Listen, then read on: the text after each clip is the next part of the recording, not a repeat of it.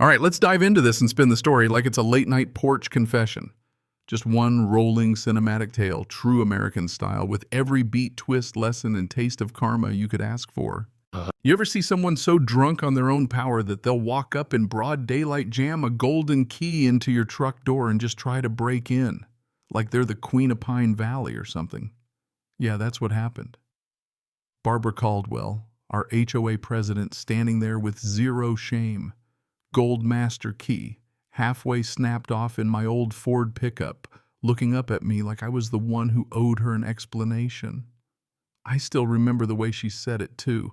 I have absolute authority over every vehicle in this community. You want to see restraint?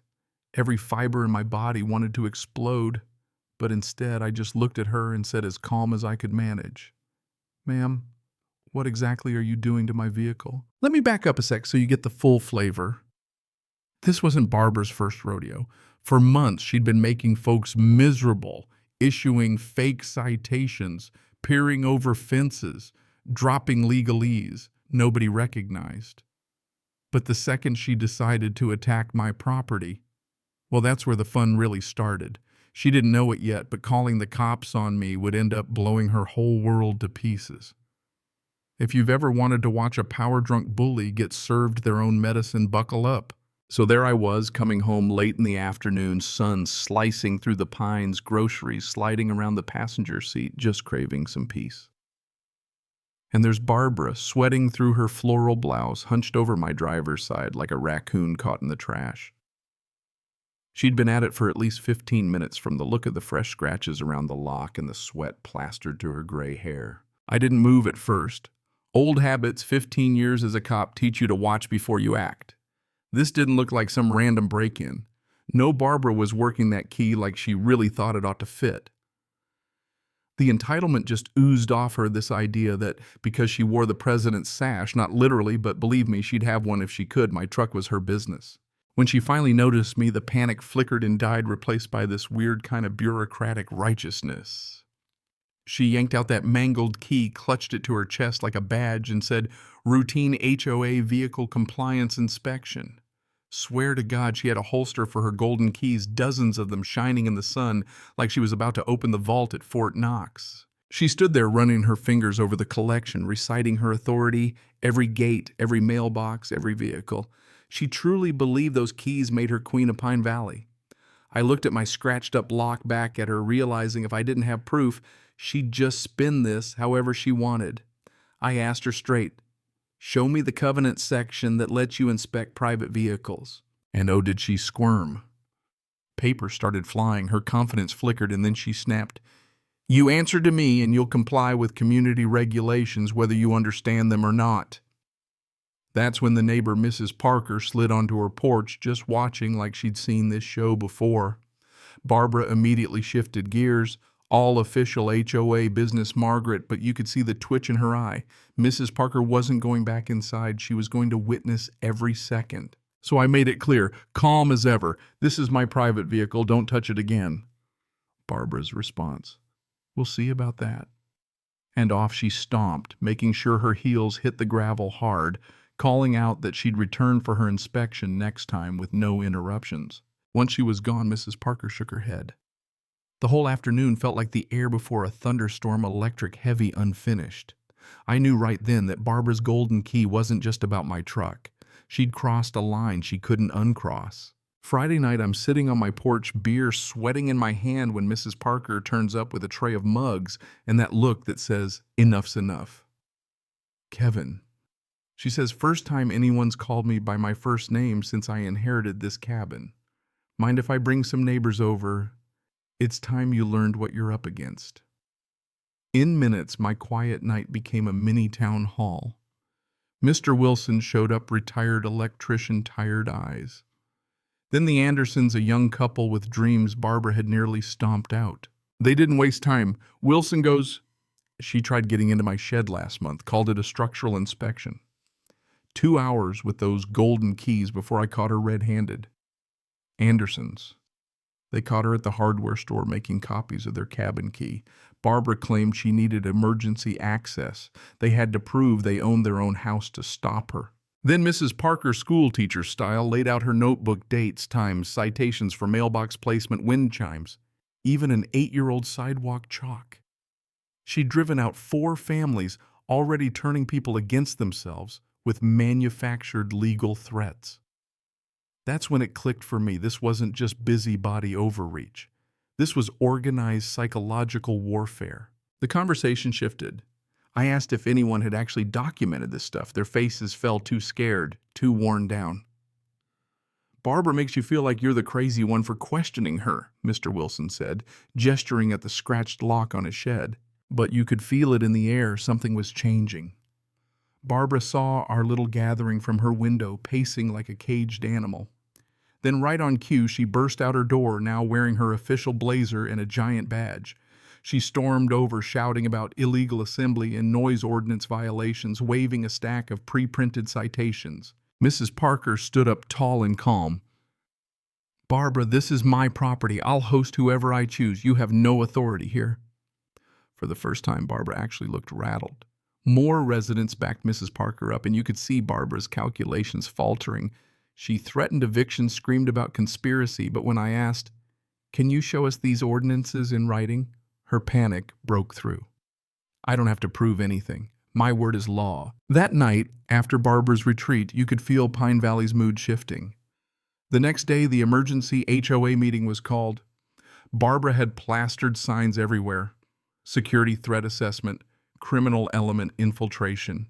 She'd set up the community center like a courtroom, passing out thick packets of evidence, all just photos of my truck parked around town. Her speech was pure drama, recasting yesterday's events as an attack on her authority. But the residents, especially Mrs. Parker, weren't having it. She called Barbara's bluff, calmly correcting her. When the HOA treasurer suggested consulting a lawyer before any action, Barbara lost it, ripping up her packets, shouting about real authority, waving her golden keys. She stormed out, vowing to take matters into her own hands. Afterwards, Barbara spent hours on her porch making frantic phone calls about background checks and criminal infiltration, convinced I was some kind of plant. That evening, she brought in a tow truck, trying to have my truck removed with fake documents and forged signatures. The driver took one look at my registration and told Barbara to pound sand. "I can't tow this without a court order, ma'am." You could see the crowd gathering, watching her unravel. Mrs. Parker tried to gently suggest Barbara go inside and calm down. Instead, Barbara lashed out, accusing the whole neighborhood of conspiring against her, escalating her threats, even announcing in front of everyone that she had professional lock-picking tools.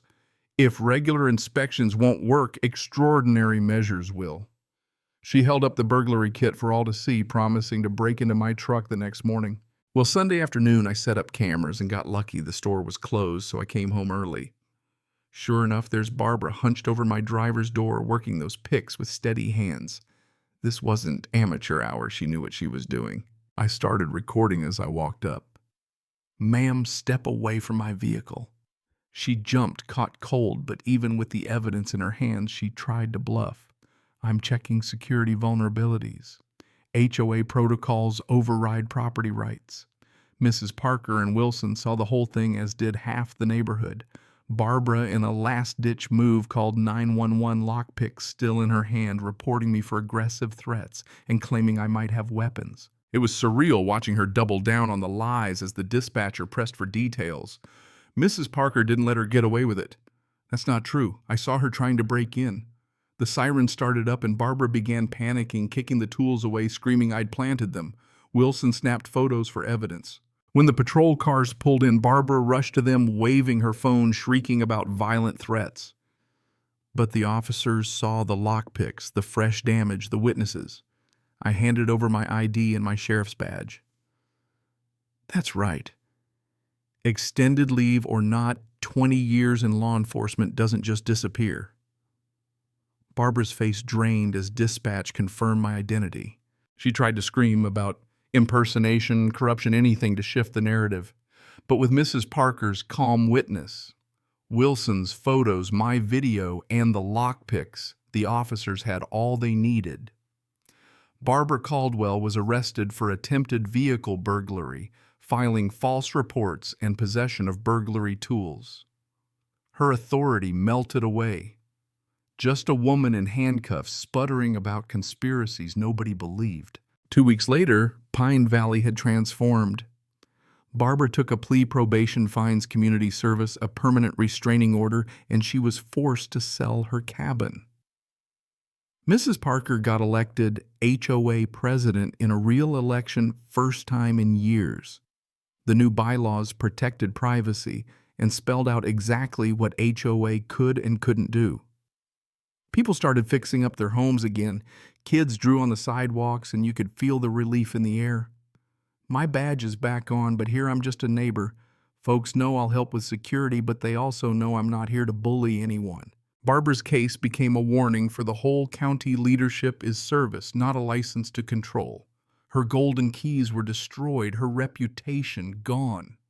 I even got a letter from the district attorney's office saying the way we handled this by the book, by the law, set a standard for how to deal with rogue authority everywhere. So here's the lesson. The one I wish Pine Valley had learned before Barbara ever got her hands on those keys. Real authority earns respect through service, not intimidation. There's a line between leadership and tyranny, and if you ever see someone crossing it, stand up. Don't let yourself get pushed around. Even the most determined bully sooner or later runs headfirst into something they can't fake, bribe, or threaten away justice. And as the sun sets behind these pines, the laughter of kids and the peace in this community remind me karma isn't always loud, but it is sure as hell thorough. Now let me throw it back to you. Was Barbara just a villain, or do you think a little power like that could twist anybody? Where should we draw the line between community standards and personal freedom? Drop your thoughts in the comments or share your own run-in with petty tyrants and HOA nightmares. Let's hear what you think justice really looks like. And hey, if you stuck around to the end, you're part of the family now. Don't forget to hit that subscribe, share your story, and join us next time, because around here the drama never really ends.